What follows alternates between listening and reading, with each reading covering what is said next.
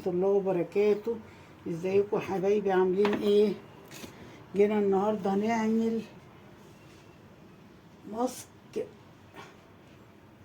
ماسك للوش، لتنوير الوش وازالة التجاعيد والخطوط الرفيعة وازالة الشعر كمان من البشرة. بايه؟ بصفار بيضة. صفار بيضة اهو. اجيب صفار بيضة كده اطلعه.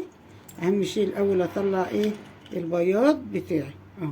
اشيل البياض لوحده والصفار لوحده اهو. برضو البياض بنحتاجه في حاجة تانية اهو. حطيته كده قبل ما اشيل ايه البياض كده اهو. وهنجيب طبق تاني نعمل فيه.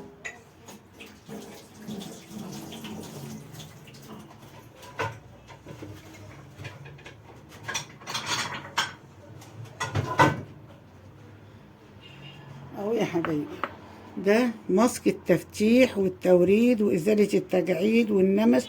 صفار بيضة. صفار بيضة. هعمل بقى ايه يا حبايبي؟ على انتوا عارفين البيض وفوايده، فوايده عديدة.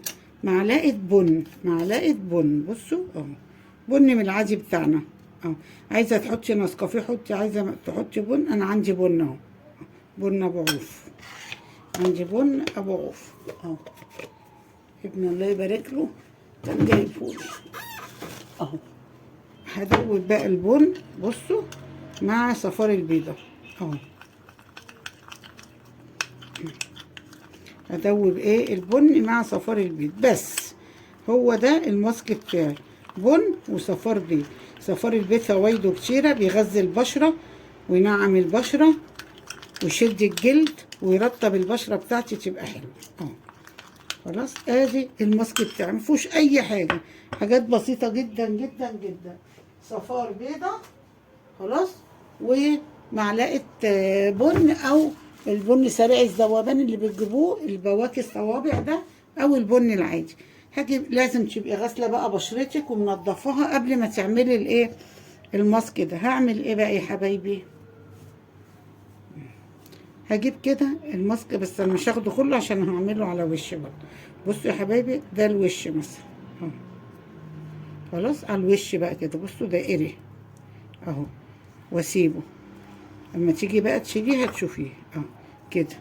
تعملي على وشك كده اهو، وتسيبيه لما ينشف قيمة ايه، نص ساعة ولا حاجة اهو. تكوني قاعدة بقى فاضية عشان تعمليه بقى قبل العيد والحاجات دي والاعياد، بدل ما تروحي بيوتي سنتر تروحي دافعالك قد كده. لا اهو زي ما انت شايفة كده خلاص. وبعدين هتشيليه، هتخلي وشك زي الازازة، زي الزجاجة، زي وش البيبي. شعر مش هتلاقي، كلف مش هتلاقي، نمش مش هتلاقي.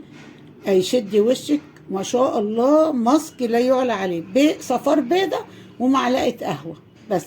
سهل وبسيط، بدل ما نروح البيوتي سنتر وندفع قد كده.